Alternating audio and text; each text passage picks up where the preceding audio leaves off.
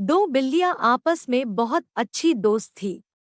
वे एक साथ खेलती, बातें करती तथा भोजन की तलाश में जाया करती थी।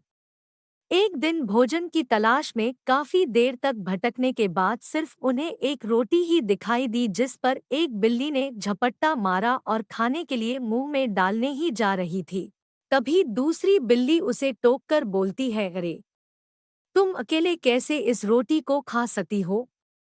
हम दोनों ने साथ में ही इस रोटी को देखा है, इसलिए हमें इसे बांटकर खाना चाहिए। पहली बिल्ली ने यह सुनकर रोटी एक टुकड़ा तोड़कर दूसरी बिल्ली को दिया, लेकिन वह टुकड़ा छोटा था जिसे देखकर उसे बुरा लगा और उसने कहा, यह टुकड़ा तो काफी छोटा है, तुम मेरे साथ बेईमानी कर रही हो, तुम्हें रोटी के बराबर टुकड़े करने चाहिए। इस बात पर दोनों में बहस हो गई और झगड़ा होने लगा। उसी समय वहां से मोनू बंदर गुजर रहा था।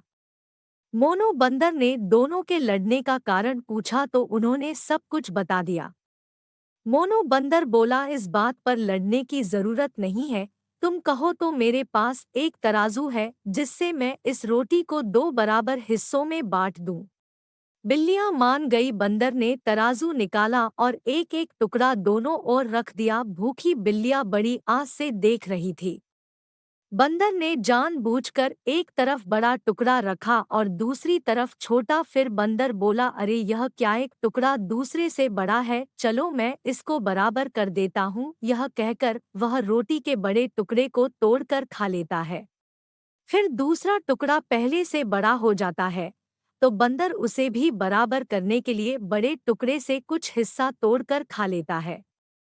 इस तरह यह सिलसिला चल जाता है और बंदर बराबर करने के लिए बड़ी रोटी को थोड़ा तोड़कर खा लेता है। जब रोटी के बिल्कुल छोटे छोटे टुकड़े बचते हैं, तो बिल्लियां घबराकर कहती है, अरे बंदर भाई, तुम क्यों परेशान हो रहे हो, लाओ इस रोटी को हम लोग आपस में ही बांट लेंगे। बंदर बोला, ठीक है, लेकिन अब तक जो मेहनत मैंने की है उसका मेहनताना तो लगेगा ही ना। इतना कहकर वह बचे हुए रोटी के टुकड़ों को भी खा जाता है। बिल्लियां देखती रह जाती है। अब उन्हें एहसास होता है कि हम दो के बीच की फूट का लाभ तीसरा व्यक्ति उठा ले गया। उन्होंने निर्णय किया कि अब से वह झगड़ा नहीं करेंगी और साथ में ही रहेंगी।